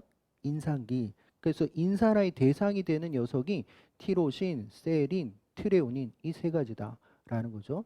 나중에 보면 수용체 보면 세린, 트레오닌, 카이네즈, 수용체 뭐 이런 것들을 배우게 되고요. RTK 최근에도 하지 않았나? 리셉터, 타이레스, 카이네즈 뭐 이런 것들을 배우게 됩니다. 자, 여가지 아민산 혼합물을 접점한다. 접점은 스파팅 찍는다라고 생각하시면 돼. 접점은 스파팅이라는 거예요. 스파팅 찍는다. 그 다음에 6.5를 통해서 전기용도 하고요. 그 다음에 한 번 더 하네요. 일종의 2D 같은 거다. 그렇죠? 2D를 하는 것 같은데. 자, 처음에는 전기용동 했어요. 그러면 자, 우리가 pH 6.5일 때 거의 뭐 pH 7이라고 생각한다면 염기성 아민산의 차지가 네트 차지가 어떻게 된다? 플러스를 가지고 있을 거고 얘는 마이너스를 가지고 있을 거고 얘는 제로일 거고 얘도 제로라고 보셔도 되겠죠. 그렇죠? 둘 다. 그러면 당연히 전기용동은 플러스 마이너스 차지를 가지고 이용해서 가는 거예요. 그럼 이때 전기용동 했을 때 플러스 쪽에는 누가 이동하고 산성이, 마이너스 쪽은 염기성이 이동할 것이다 라고 생각하면 돼요. 자, 아직 요거 안 했지만 바로 데이터로 갈게요. 자, 보시면 여기다가 이제 처음에 딱 넣었어요. 그래 놓고 전기용동 하는데 얘가 이쪽이 플러스고 여기를 마이너스를 걸었어요. 그러면 플러스로 간다는 것은 어떤 애가 마이너스가 마이너스. 그러면 지금 간 게 누구죠? 얘다, 그치? 그래서 얘가 아스파르트산이야 라는 것을 알 수 있어요. 리을이. 그러면 위쪽으로 간 녀석 요게 기억이네. 그럼 얘 같은 경우 플러스를 갖고 있겠네. 얘 아르기닌이야. 아르기닌. 그래서 얘가 아르기닌입니다 라고 생각하면 돼요. 그 다음에 니은과 디귿은 이 전기용동할 때 거의 이동을 안 했다는 소리예요. 그렇죠? 그러면 전기용동이 끝나고 나서 얘를 이제 90도 회전하면서 다시 크로마토그래피를 이렇게 전개 방향 요렇게 했다는 거예요. 그러면 이렇게 가게끔 했다라는 소리겠지. 그래서 얘네들이 요렇게 갔다는 거예요. 그러면 잘 보십시오. 만약 크로마토 전개를 하는데 이 용매가 친수성 용매를 썼다면 플러스나 마이너스 차지를 갖고 있는 얘네들의 거리가 멀었겠지. 그런데 얘네들 친수성인 녀석이 멀리 가지 못했다는 소리는 이때 전개 용매가 뭐라는 거예요? 비극성이나 또는 유기용매가 됐을 가능성이 높다는 소리예요. 이해될까요? 그러면 얘처럼 디귿처럼 아주 전개가 많다는 소리는 그만큼 비극성이 어떻게 강한 놈이 돼요. 그러면 얘가 누가 된다? 디귿이 루신이 됩니다. 라는 소리예요. 그렇죠? 그 다음에 그나마 좀 극성이 좀 떨어지는 얘가 니은이 됩니다. 라는 소리겠죠. 이해될까요? 그런데 그 두 번째 전개를 했을 때 그 용매 한번 확인 한번 해볼게요. 자, 용매 한번 확인하겠습니다. 자, 여기를 보니까 뭐 90도 회전해서 전개 용매를 썼는데 얘가요 부탄올, 아세트산, 뭐 피리딘 이런 걸 썼대요. 그럼 일단 물은 아니에요, 그렇죠? 부탄올이니까 수상기 같은 산소 들고 있겠네. 그러니까 실제는 이 용매가 뭐라고 생각하면 유기용매는 맞아요. 왜냐면 탄화수소 계통 아니니까. 그러면 얘는 유기용매인데 얘가 탄화수소 계통이 죄송합니다. 유기용매인데 얘네들은요 극성 용매도 있고 비극성 용매도 있어요. 근데 부탄올이 들어갔으니까 극성 용매는 맞아. 부탄올이 들어갔으니까 그렇죠. 극성 용매. 그러나 물보다 비극성이 어때요? 더 커요. 그렇죠? 비극성이 더 커. 그러니까 어떤 애들을 잘 녹이냐면 비극성의 애들을 더 잘 녹이고 간다 이 소리니까 항상 물을 기준해서 보시는 거예요. 그래서 만약 나는 부탄올, 아세트산이 어떤 성격인지 몰랐다, 친성인지 내가 어떻게 알아요? 라고 하셨다면 아까 제가 처음에 분석하는 거 있었죠. 친성의 애들이 잘 못 움직였다고. 그러면 비극성 애들이 더 잘 갖겠구나. 그래서 얘네들 같은 경우는 비극성들의 용해를 더 잘 시키는 유기용매의 계통이구나 라고 생각하시면 돼요. 그러면 기억년 디귿 리얼 순서대로 아르긴, 세린, 루신, 아스파르트산으로 가겠죠. 그러면 답이 아르기닌, 세린, 루신. 답은 3번이네. 그죠? 3번. 11번 갑니다. 7번으로 갈게요. 자, 이온 교환 크로마토그래피. 자, 이온 교환입니다. 그리고 단백질 A, B, C가 있대요. 그래서 여기 또 자료를 친절하게 또 설명해 놨습니다. 만약 표면 순 양전하를 띤 단백질은 음전하를 띤 양이온 교환 수지에 결합을 하고, 그쵸? 플러스는 당연합니다. 그 다음에 이제 반대로 가면 음전하를 띠고 있는 녀석은 양전하를 띠고 있는 어떤 거? 음이온 교환 수지에 결합합니다. 우리는 이미 알고 있었던 내용이에요. 자, 다시 여기다가 표시만 좀 하면 음전하를 띠고 있는 요거 좀 설명하는 거예요. 음전하를 띠고 있는 어떤 녀석? 양이온 교환 수지라는 거죠. 요거 아까 이야기하는 거 그거죠, 그렇죠? 지금 어떤 이야기? 요거 한 거예요. 요거. 그럼 얘는 양이온 교환 수지 크로마토그래피라고 하면 되겠다, 그렇죠? 자, 그다음에 각각의 pH에 따라서 A, B, C의 순 전하를 표현해주고 있습니다. 이렇게 이제 표현했어요. 그러면 우리는 예상을 할 수가 있을 것 같은데 A 같은 경우는 여기가 뭐가 돼요? 얘의 PI가 될 거고 B는 여기가 PI가 될 거고 C 같은 경우 여기가 PI가 되겠지. PI라는 것은 네트 차지가 순 전하가 제로일 때 그때 pH를 말하니까 됐죠? 자, 그러면 계속 볼게요. 이제 실험이 들어갔습니다. 완충용의 pH 8로 기억 이온 교환 수지 지금 양이온인지 음이온인지 이거 맞춰야 될 것 같아요. 자, 그런데 8이라고 했어요. pH 8. 그러면 다시 가볼게요. 앞에 pH 8이면 여기 아니에요? 이게 pH 8. 그럼 pH 8일 때 A나 B나 C가 모두 다 뭐를 가지고 있다? 마이너스. 근데 누가 더 마이너스가 더 강할까? 더 밑으로 가 있는 C가 훨씬 더 강하겠지. 그럼 예를 들어서 얘가 마이너스 하나가 있다고 하면 얘는 적어도 2개가 있어 줘야지 말이 맞는 거고 얘가 적어도 한 3개가 있어야지 말이 맞는 거죠. 그렇죠? 그렇다면 이런 애들을 결합을 시켜야 돼요. 결합을. 그러면은 마이너스가 붙기 위해서는 어떤 걸 써야 될까? 이거 쓰면 돼요? 안 된다고. 그렇지? 그러면 결과적으로 요거 써야 된다고. 요거. 요 녀석 써야 되겠네. 그래서 얘를 써야 돼요. 즉 플러스 차지를 갖고 있는 녀석을 써야 돼요. 그래야지만 이 마이너스가 와서 붙고 나중에는 얘가 크로이드나 이런 애들하고 경쟁해서 떨어져요. 그럼 얘는 음이온, 그렇지? 음이온 교환 크로마토그래피를 써야지만 얘네들이 붙을 수 있어요. 그렇다면 여기서 실험은 음이온 교환 수지를 썼다라고 해주는 게 맞겠다, 그렇죠? 왜냐면 얘네들 다 붙을 수 있는 건 요것밖에 없으니까. 자, 그다음. 그리고 나서 pH8에서 NaCl 농도를 증가시키면서 컬럼 단백질을 했더니만 그렇죠. 우리 생각이 A가 아까 마이너스 하나, 얘는 마이너스 두 개, 얘는 마이너스가 세 개 이렇게 되니까 누구의 농도를 높이면 높일수록 NaCl의 농도를 높이면 높일 때 그때 떨어진다. 자, NaCl 농도가 나와도 되지만 그냥 크로라이드 농도가 나와도 된다 안 된다? 된다라는 소리지. 그렇죠. 크로라이드만 써도 돼요. 어. 자, 그러면 해결이 됐고, 그러면 기억은 양이온이에요? 아니죠. 음이온이지. 음이온. 그래서 음이온 틀렸어요. 자, 그 다음에 pH 7.5. 아까 실험한 거하고 좀 pH가 또 달라진 거 아니에요? 자, 7.5. 한 번 더 가면.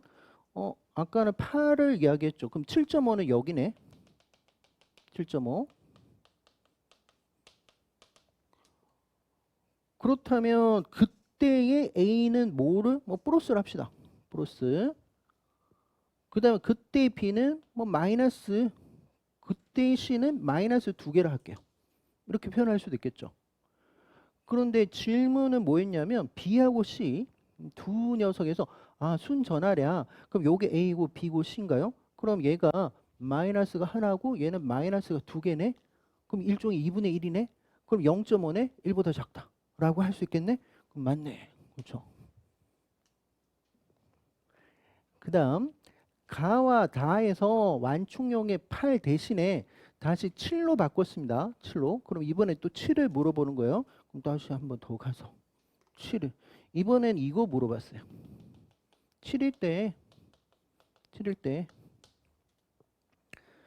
그러면은 A 같은 경우 플러스 두 개라고 한다면 얘는 한 개고 얘는 마이너스 한 개라고 하자고. 됐죠? 그러면 C라는 녀석은 여전히 마이너스니까 음이온 교환 수지의 결합을 여전히 할 수 있어요. 그렇지? C는 붙을 수도 있습니다. 마이너스니까. 그래서 C라는 녀석은 결합하지 않는다라고 했어요. 결합합니다. 그렇지? 결합하는 거지. 결합을 합니다. 그래서 여기가 틀렸네. 따라 답은 2번이 돼요. 자, 8번 갈게요.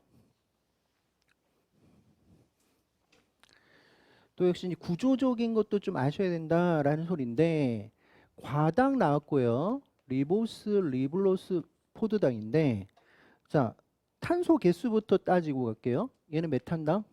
6탄당. 얘는 5탄당. 얘도 5탄당. 얘는 6탄당이야. 그렇지? 근데 포도당은 알데하이드기를 갖고 있는 대표적인 알도즈다. 그렇지? 알도즈. 그럼 얘는 알도즈예요. 그래서 알데하이드 계통이고 그러니까 얘는 이제 고리 형태가 되면 육각형이 됩니다. 그렇죠? 얘는 케톤계를 들고 있으니까 대표적인 케토즈예요. 그러니까 오각형 형태가 될 것이다 라는 거야. 케토즈니까. 자, 그다음에 그러면 리보스하고 리블로 중에서 어떤 게 알데하이드를 들고 있어요? 리보스. 그렇지? 얘가 대표적인 또 알도즈 계통이고 얘는 알데하이드 그러니까 케토즈입니다. 케토즈. 그렇죠? 그러면 일단은 얘는 일단 오각형이 5탄당이고요. 얘는 6탄당, 6탄당이라고. 그렇죠? 그러면 얘가 오각형이니까 이게 누구예요? 과당. 얘가 누구라고? 포도당이 되겠지. 그 다음에 5탄당이면서 알데하이드를 들고 있으니까 누구? 리보스. 얘는 케톤계를 들고 있으니까 리블로즈라고 생각하면 되겠죠. 이제 구했어요. 뭐를 물어봤는지 볼게요. 자, 가라는 녀석은 과당이었습니다. 그런데 과당이 글리코겐을 구성하는 단위예요? 아니네. 포도나 바꿔야 되겠네. 그래서 나로 바꿔야 되겠지. 그치? 나로 바꿔야 됩니다. 나로 바꾸시고. 그럼 가는요. 가 같은 녀석은 과당은 이런 거 괜찮아요? 설탕의 구성 성분이다 라는 것도 괜찮지, 그치? 이다 라고 해도 되겠죠. 이거는 맞다, 그죠? 자, 나라는 건 포도당입니다. 이거 오페론 아직 안 했는데 분자생물 안 들어가서, 자, 지금은 이렇게 할게요. 2번은 분자생물하고 파트에서 할 건데 지금은 이렇게 합니다. 저당 오페론이라는 게 있어요. 그걸 나중에 락 오페론이라 배운다고요. 오페론이라고 배웁니다. 지금은 어떻게 생각하냐면 저당이 공급되면 저당 오페론이 전사가 촉진돼요. 물론 저당이 들어가서 알로락토즈라는 이성질체로 바뀌어 아직은 어렵습니다. 즉, 이 녀석이 어떻게 하면 여기는 락오페론을 전사를 막 시켜요. 그러니까 저당이라 하셔도 되지만 정확하게는 알로락토즈예요. 얘가 이제 이성질체야. 이성질체.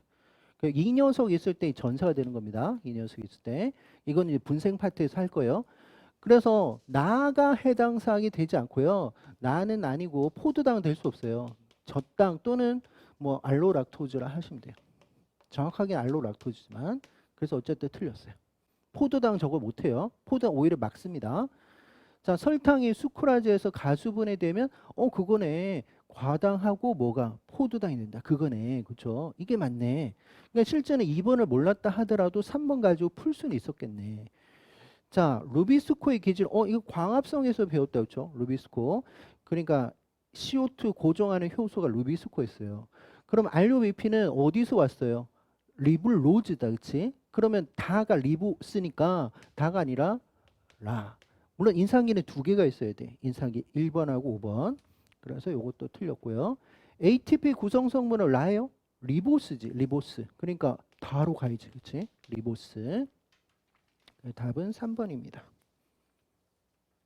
자, 9번 갈게요. 여러분들은 다 풀어보시고 지금 여기 와 있으니까 이 문제도 풀어보셨을 거라 보는데 이건 약간 논리학 아닌가? 논리학? 좀 그렇게 좀 생각되는데. 자, 일단은 13개의 아미노산으로 구성되어 있는 어떤 펩티드 P가 있대요. 13개. 그리고 이거 아미노산 서열 구분하는 거예요. 1차 구조 밝혀라 이거. 1번이 누구고 2번이 누구냐 이거를 밝히자는 거예요. 근데 하나는 트립신 어때요? 또 하나는 키모트립신 넣었습니다. 우리는 알고 있어야 돼요. 트립신은 어떤 아미노산 인식에서 리신, 아르기닌 인식에서 어느 말단을 C 말단을 절단하는 것이다. 그래서 어떤 펩티드에다가 트립신을 절단하면 항상 그 C 말단에 리신 또는 아르기닌이 끝날 것이다. 그런데 만약 트립신을 처리했는데 그 펩티드가 나왔는데 리신과 아르기닌이 끝나지 않았다. 그 녀석 뭐예요? 맨 끝에 있다. 맨 끝에 있다. 그 다음 이제 키모트립신. 얘는 어떤 녀석이죠? 방향족 아미노산을 인식해서 어느 쪽을? C 쪽을. 그치? 그래서 방향족이 페닐알라닌, 트립토판, 티로신 이런 애들 인식해서 마지막 카르복실 쪽을 절단한다. 따라서 키모트립신을 처리했을 때 어떤 펩티드가 페닐알라닌, 트립토판, 티로신으로 끝나는 게 일반적인데 만약 이 세 가지로 끝나지 않았다는 것은 그 펩티드 어떻게 맨 마지막이에요 라고 생각하면 되겠다. 그렇죠? 그리고 나서 HPLC는 안 배웠던 것 같은데 이건 어렵지는 않지만 실험실에서 좀 많이 하는 거예요. 이거는 하이 퍼포먼스 리퀴드 크로마토그래피라고 해서 고성능 하이 퍼포먼스 액체 크로마토그래피라고 해요. 아주 중요한 건 아니지만 뭐 플램 쓰면 퍼포먼스 리퀴드 크로마토그래피요.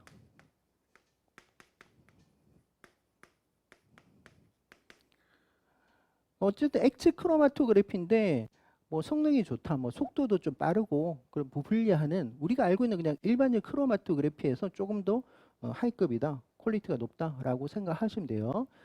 그래서 그 펩티드를 분리해가지고 아미노산 서열까지 갔대요. 결정까지 했습니다. 보통 에드만 분해법을 하겠죠, 그렇죠? 에드만 디그레데이션. 그러니까 아미노산 서열을 결정하는 대표적인 실험 방법이 에드만 분해법이야. 물론 생어 방법도 쓸 수는 있어요. 근데 그 생어 방법은 첫 번째 아미노산만 분석하고 끝나기 때문에 에드만 분해법을 주로 쓰긴 하죠. 자, 그래서 한번 볼게요. 일단 트립신을 처리했을 때 세 개의 절편으로 나왔대요. 세 개의 절편. 그러면은 뭐를 봐야 되냐면 이 끝을 봐야 되겠다, 그렇지? 리신과 아르기닌으로 무조건 끝날 것인데 어떤 거? 요렇게 끝났다는 것은 결국 이게 뭐예요? 마지막. 이게 엔드구나. 마지막 절편이구나. 마지막에 있었네. 그럼 T1과 T2가 이게 첫 번째는 두 번째인지 모르겠어요. 아직 순서는 모르겠다. 그렇죠? 그 다음에 이게 13개는 맞아요? 13개 맞겠지? 하나, 둘, 셋, 네 개, 다섯, 여섯, 일곱, 여덟, 아홉, 열, 열하나, 열둘, 13개. 13개 그대로고. 근데 이번에는 똑같은 녀석을 키모트립신을 했습니다. 그러면 당연히 이 세 개로 끝나야 될 건데 이게 아니면 맨 마지막이라고. 그랬더니만 얘네들 티로신, 다 있네. 아, 이거 안 보여줬네. 얘구나, 얘. 그렇지. 얘가 안 보여줬으니까 이게 마지막 절편이야. 안 보여줬으니까. 나머지는 저기로 다 끝났으니까. 자, 그러면 이제 그러면 얘하고 얘가 같다는 소리 아니에요? 얘하고 얘가. 근데 숫자 세 알려볼게요. 하나, 둘, 셋, 네 개, 다섯, 여섯, 일곱, 여덟, 아홉, 10개. 13개니까 3개가 남는다 했지. 그러니까 여기에 3개가 있었어요. 라는 소리예요. 3개가. 그 3개를 어떻게 찾아내야 돼요? 요거로 가면 되겠다 했지. 요거로 그대로 쓰면 되겠다 했지. 그러니까 글라이신, 발린, 트레오닌 요렇게 갑니다. 라는 소리예요. 그러면 이제 다시 추론하는 거예요. 여기 글라이신 앞에는 뭐가 있다는 거야? 티로신. 그지? 티로신. 그럼 이제 쭉 가서 티로신 여기도 있고 여기도 있네. 그럼 일단은 얘는 아니라는 소린 거지. 얘는 아니에요. 그럼 여기 요거 다음에 연결된 이거 아니면 얘일 것이다. 라는 것까지 했습니다. 그럼 이제 어떻게 해야 되냐? 자, 요렇게 갑시다. 티로신 앞에 얘나 얘로 시작이 됐겠지. 그러니까 리신과 아르기닌으로 시작될 거예요. 그럼 여기를 한번 보자고요. 얘를 보니까 이것도 안 보여줬네. 그럼 여기 한번 볼게요. 발린. 이거 아니라고. 지금 무슨 말이면 이거 앞에는 얘 아니면 얘로 가야 된다고. 근데 얘네들을 보니까 얘는 안 보여줬지만 얘 발린이야. 그럼 이건 아니야. 그러면 얘가 몇 번째라고? 얘가 1, 2, 3, 네 번째였다면 그 다음 누구였다고? 얘라는 소리네. 그렇지? 얘라는 소리야. 맞잖아요. 그렇죠? 그러면 아직까지는 리신 아니면 얘가 리신 아니면 아르긴이에요. 그럼 리신 앞에 누가 있어? 세린. 그다음 아르긴 앞에 니은인데 여기 세린 보여줬는데 그러니까 이게 무슨 말이야? 아 이거구나 이거. 그럼 얘는 누구예요? 리신이었다라는 거야. 약간 논리 같다, 그렇지? 논리 같다. 자 그러면 이제 알았다, 그렇죠? 세린 앞에 트레오닌 이렇게 간다는 거야. 그 다음에 여기를 마지막 절편은 세 가지 중에서 요게 세 번째였다면 이게 두 번째였다는 소리고 이게 첫 번째였다는 소리지. 맞아요? 그러면 또 가봅시다. 얘를 세린, 트레오닌, 그 다음 누구 있어요? 페닐알라닌. 페닐알라닌을 찾아내야 되네. 요거네, 요거. 그렇지? 페닐알라닌. 그러니까 얘가 결국 두 번째였어요. 라는 소리야. 그 다음에 이제 누가 들어가야 돼요? 아르기닌. 그래서 얘도 하고. 그 다음에 누가 왔어요? 글루탐산. 이게 왔다는 거죠. 글루탐산. 그렇죠? 글루탐산. 그 다음에 글루탐산 앞에는 기억인데 이게 1번이잖아요. 이제 1번. 그럼 1번 같은 경우 누가 있어요? 티로신. 그리고 발린 글리신. 다 있네. 어려울 수도 있어요. 근데 이거는 생물하고 상관없어요. 가만 보니까. 생물은 요 정도만 알고 있고 나머지는 이게 중첩을 해가 오버랩 되면서 찾아내야 되는 거야. 자, 그러면 어떤 걸 물어봐 볼게요. 기억이 글루탐산이냐? 아니죠. 티로신이잖아. 티로신. 그래서 얘는 티로신이에요. 틀렸습니다. P라는 게 이 13개의 아미노산 구성되어 있는 펩티드예요. 거기에 두 개의 니은이 있냐? 니은이 뭐죠? 글루탐산. 그러면 여기를 볼까요? 글루탐산 몇 개가 있나? 하나. 없네. 한 개밖에 없네. 한 개. 그래서 한 개밖에 없어요. 디귿은 방향 쪽이냐? 그 페닐 트리토만 티로신 중에 하나냐라는 건데, 리신인데 틀렸네. 방향 쪽 아니에요. 뭐 연기성입니다. 그렇죠? 자, 그다음 4번은 나중에 하고요. C4가 마지막에 있겠다. 그렇죠? N말단, C말단, C말단이 있겠네. N말단이 아니에요. 그러니까 C말단. 답은 일단 4번 같은데. 맞죠? 그러면 이건 어떻게 해야 되냐면 얘네들이 pH 6.8 그러면 대략적으로 그냥 중성이라 할게요. 거기서 양의 값을 갖느냐라고 했어요. 그러면 얘 가지고 해볼까요? 얘 가지고 해볼까? 플러스 마이너스만 표시를 잘 하시면 돼요. 자, 녹색으로 가볼게요. 쭉 가가지고 플러스 마이너스인지 이 플러스 하나 있네. 하나 있어요. 쭉 가볼게요. 없어. 여기 마이너스가 있네. 아르기닌 플러스네. 그죠? 없고. 플러스 두 개, 마이너스 하나. 그럼 토탈은 플러스 하나네. 그죠? 그래서 얘네들은 합쳐보니까 플러스 하나가 있어요. 플러스. 그래서 6.8일 때 양전화를 띈다. 맞죠? 그죠? 답은 4번. 자, 10번 갑니다. 오늘의 마지막이에요. 2023년도가 마지막이었습니다. 피트가. 그 마지막 전 단계인데 이때부터는 용어들이 다 영어식으로 바뀌었어요. 캠벨 측도 영어식으로 바뀌듯이. 그래서 예전에 메티온이라는 말이 많았는데 메사이온이 이런 식으로 바뀌었습니다. 어쨌든 MET를 말해요. 그 다음에 숨겨왔네. 기억년 디귿. 근데 이게 순서대로 됐다고 했어요. 그럼 여기 S를 가지고 있어 얘가 누구예요? 메사이온이. 그 다음에 숨겨왔던 기억과 니온과 디귿이 연결됐다. 알 수 있는 거 하나 찾았어요. 니은이 찾았다. 그치? 왜냐하면 방향 쪽에다가 수상기가 있으니까. 얘 누구예요? 티로시. 근데 기억 같은 경우는 카르복실을 갖고 있으니까 산성이라는 정도는 압니다. 그 다음에 얘가 플러스를 가지니까 염기성이라는 정도는 알아요. 근데 산성이 누군지 염기성이 누군지는 실제는 외우진 않았죠. 외우지 않으셔도 되기는 한데 얘는 누구냐면 글루탐산이네. 얘는 누구냐면 리신이에요. 실제 리신, 아르기닌, 히스티딘 있죠. 이게 저는 이제 이걸 외울 수밖에 없는데 이게 순서대로 다 플러스는 맞아요. 플러스는 맞는데 얘가 NH3 플러스고요. 얘가 NH2 플러스고 얘는 NH 플러스야. 그 플러스가 이제 하나씩 해서 뭐 수소가 하나씩 하나 빠지는 구조예요. 그 다음에 이제 이거는 아스파르트산하고 글루탐산 있죠. 이것까지 외우지는 않아도 되는데 아스파르트산이 분자량이 더 작아요. 그러니까 무슨 소리냐면 여기는 사이드 체인 CH2하고 바로 얘가 들어가. 얘 같은 경우는 좀 분자량이 더 커. 이렇게 들어가. 물론 이것까지 외우자는 건 아니에요. 근데 저는 이제 어떤 식으로 외우냐면 이것도 악으로 외워요. 악으로. 아스파르트산 그래서 악으로 외워서 A가 좀 작고 뒤에가 크구나 뭐 이렇게 외우긴 하는데 여러분들은 그렇게 안 하셔야 됩니다. 그러니까 이게 산성이고 염기성인지만 아셔도 돼요. 그 다음 A야 볼까요? 이게 뭐예요? 펩티드 결합이 됐지. 펩티드 결합. 펩타이드 결합. 항상 펩티드 결합은 어떻게 된다? 카르복실기 앞에 있는 카르복실기와 아미노기가 서로 간에 만나서 어떻게 물이 빠져가지고 이 구조가 됐다는 거예요. 그렇죠? 카르복실기와 아미노기가 앞에 있는 카르복실기와 뒤쪽에 있는 아미노기가 합쳐서 물이 빠져나왔다. 자, 그럼 봅시다. 펩타이드 결합은 A는 기억의 알파탄소에 연결된 카르복실기. 처음에 카르복실기와 니은의 두 번째 있는 누구? 아미노기. 얘네 둘이가 붙어서 형성된 거야. 그 펩티드 결합 그러니까. 그렇죠? 요거 말하죠. 맞습니다. 니은은 타이로신 맞아요. 티로신. 그다음에 디귿에서 그럼 디귿이 누구지? 기억 니은 디귿 얘죠.